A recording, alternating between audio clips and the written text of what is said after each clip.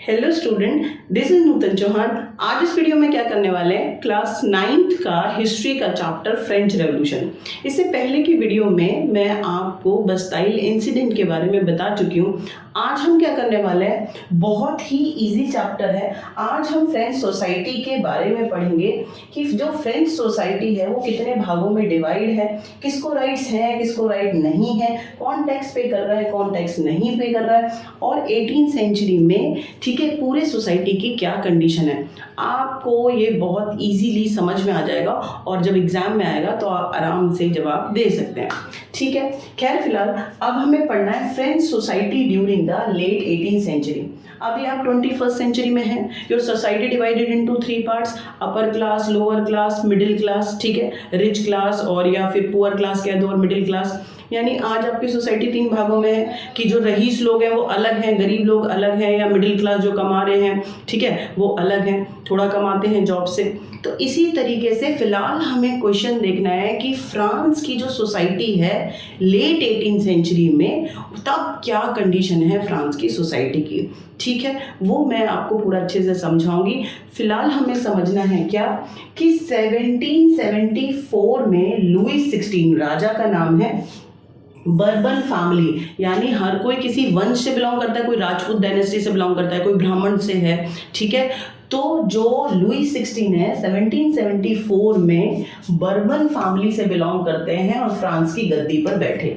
1 number का question है, बहुत इंपॉर्टेंट है, दिमाग में फिट कर लो, वेरी वेरी इजी। 1774 में बर्बन डायनेस्टी के राजा क्या नाम है, लुई 16, फ्रांस की गद्दी पर बैठे।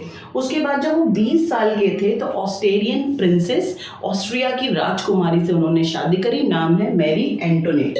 याद रखेंगे, मैरी एंटोनेट और ऑस्ट्रेलियन प्रिंसेस है, राजकुमारी कहाँ की है, ऑस्ट्रिया की। अच्छा, तो ये तो हुई छोटी इंफॉर्मेशन कि 1774 में फ्रांस की गद्दी पर लुई 16 बैठे, बर्बन डायनेस्टी से हैं, 20 साल के हुए तो उनकी जो ऑस्ट्रिया के प्रिंसेस हैं उनसे शादी हो गई, मैरी एंटोनेट उनका नाम है। अब एक आपको क्वेश्चन करा रही हूँ, एम्प्टी ट्रेजर, कि खजाना क्यों खाली हो गया when Louis 16 sit on throne. जब लुई 16 फ्रांस की गद्दी पर बैठे तो खजाना क्यों खाली हो गया। There is so many causes. देखो, खजाना राजा का होता है कि वो लूट के ला रहे हैं या दूसरे कंट्रियों से छीना है, टैक्स के थ्रू है, तो राजा को प्रजा को संभालने के लिए, देश को चलाने के लिए पैसा तो चाहिए, ट्रेजर तो चाहिए। लेकिन ये तो बड़ी मुसीबत हो गई, जब लुई 16 गद्दी पर बैठे तो हो गया खजाना खाली। तो ये क्वेश्चन आता है, तो आपको पता होना चाहिए क्यों खाली हो गया, ऐसा क्या हो गया। तो there is so many reason, वो मैं आपके सामने रख रही हूँ, जरा सुनना। पहला है long war. Louis 16 sit on throne na, in that time period he involved in so many wars and financial resources drain out. It means जब लुई 16 गद्दी पे बैठे, he want to expanded his power, अपनी power को बढ़ाना चाहता था, neighbouring countries को जीतना चाहता था, और जीतना चाहते तो वॉर करोगे, और वॉर में तो भैया पैसा लगेगा, फ्री तो होने से रही। ठीक है, तो बहुत ज़्यादा फाइनेंशियल रिसोर्सेज ड्रेन हो गए, निकल गए, खर्चा हो गया पैसे।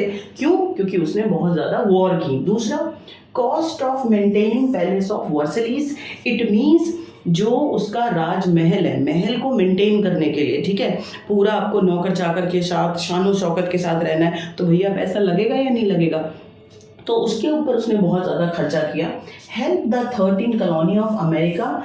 इट मीन्स जो फ्रांस है और दूसरा कौन है, अमेरिका, दोनों आपस में फ्रेंड थे। ठीक है, और उनका एक कॉमन एनिमी दुश्मन था ब्रिटेन। ब्रिटेन ने अमेरिका की 13 जो टेरिटरीज हैं उनको कॉलोनी बनाया हुआ था, कब्जा किया हुआ था। ठीक है, तो अमेरिका को क्या करना था, अमेरिका को 13 कॉलोनीज को इंडिपेंडेंट कर कर अपने पास वापस लेना था ब्रिटेन से।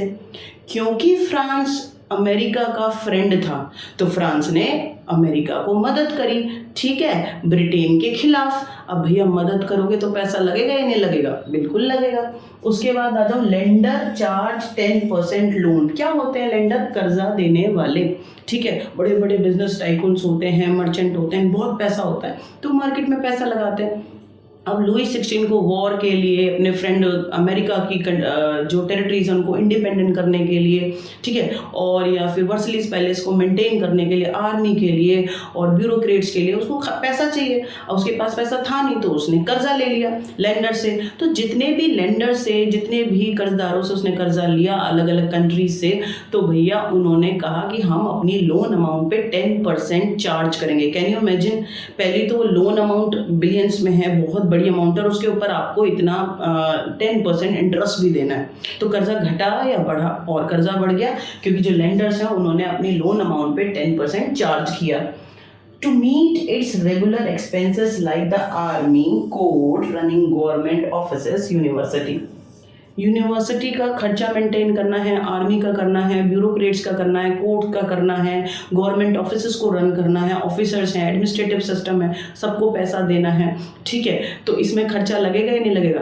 To meet regular expenses, to help American 13 colonies to become independent, involved in long wars, and lender charge 10% interest on loan amount. These all are reason, ठीक है। इसी की वजह से खजाना खाली हुआ। मेरे को बिल्कुल लगता है कि अब आपके दिमाग में ये भर गया होगा, ठीक है। आगे चलते हैं। Division of society of France. आज के बाद ना आप ये तो नहीं भूलने वाले कि जो फ्रांस की सोसाइटी है वो 3 भागों में है। जरा एक बार आप देखो, ठीक है, कि ये हुआ सोसाइटी फ्रांस की, और ये 3 भागों में है। कैसे 3 भागों में है? सबसे पहले आ गए क्लर्गी, फिर है नोबल, और उसके बाद कौन है? पीजेंट्स, वर्कर्स, ठीक है, एक्सेट्रा, बिजनेस क्लास, ये सब इसके अंदर आएंगे। अब मेरी बात आप ध्यान से समझो कि जो फ्रांस की सोसाइटी है वो 3 भागों में बटी हुई है, ठीक है। क्लर्गी, आपके यहाँ प्रिस्ट होते हैं ना, पुजारी, तो उसी तरीके से फ्रांस के अंदर चर्च में जो स्पेशल पूजा करते हैं, फंक्शन करते हैं, पूरा कोर्ट, ठीक है, चर्च में संभालते हैं काम को, तो वो होते हैं क्लर्गी, ठीक है। तो फ्रांस में सोसाइटी के अंदर जो सबसे पहले भाग पे आते हैं वो कौन है? क्लर्गी। दूसरे नंबर पे है नोबल, इट मीन्स राजा, मिनिस्टर, ठीक है, वो राजा की फैमिली के लोग, तो सारे रईस लोग हैं, तो वो ठीक है, वो हो गए दूसरे नंबर पर नोबल। और पीजेंट, वर्कर क्लास, ठीक है, जो खेतों में काम कर रहे हैं, जो जिनके पास ज़्यादा पैसा नहीं है, ठीक है, वो सारे लोग किसके अंडर आ रहे हैं? वो थर्ड एस्टेट के अंदर आ रहे हैं। तो जो फ्रेंच सोसाइटी है वो 3 भागों में बटी हुई है, और तीनों को आपको कैसे प्रोनाउंस करना है? एस्टेट, ठीक है, एस्टेट्स, स्टेट नहीं, स्टेट माने तो राज्य है, एस्टेट जमीन को कहते हैं बड़ी बड़ी, ठीक है। तो please French society divided into 3 estates, पहला क्लर्गी, दूसरा नोबल्स, और तीसरा जो वर्किंग कम्युनिटी है जिसमें पीजेंट्स भी आते हैं, बिजनेसमैन भी आते हैं, मर्चेंट भी आते हैं, वर्कर भी आते हैं, स्लेव्स भी आते हैं, सारे लोग वो डाल दो किसमें? जिनके पास प्रिविलेजेस राइट्स नहीं होते, थर्ड एस्टेट में। इतनी बात आपके दिमाग में भर गई? देखो जरा, अब आप ये देखो, ओल्ड रेजाइन का मतलब क्या होता है? ओल्ड रेजाइन का मतलब होता है ओल्ड इंस्टीट्यूशन, ठीक है, ऑफ फ्रांस बिफोर 1789। देखो 1789 में तो क्रांति हुई, राजा के खिलाफ हुई, जनता क्या चाहती है? नेशन स्टेट बनना चाहते हैं, रिपब्लिक बनना चाहते हैं, इक्वालिटी चाहते हैं, राइट चाहते थे, राजा से परेशान थे। तो 1789 में तो क्रांति हो गई। इससे पहले बिफोर क्या कह रहे हैं? Before 1789 all the institutions in France, ठीक है, गवर्नमेंट इंस्टीट्यूशंस, राजा के जितने इंस्टीट्यूशन है, एडमिनिस्ट्रेटिव, उसका महल, ये ऑफिसेस, वो सब उसको क्या कहेंगे? Old regime. बात समझ में आ गई?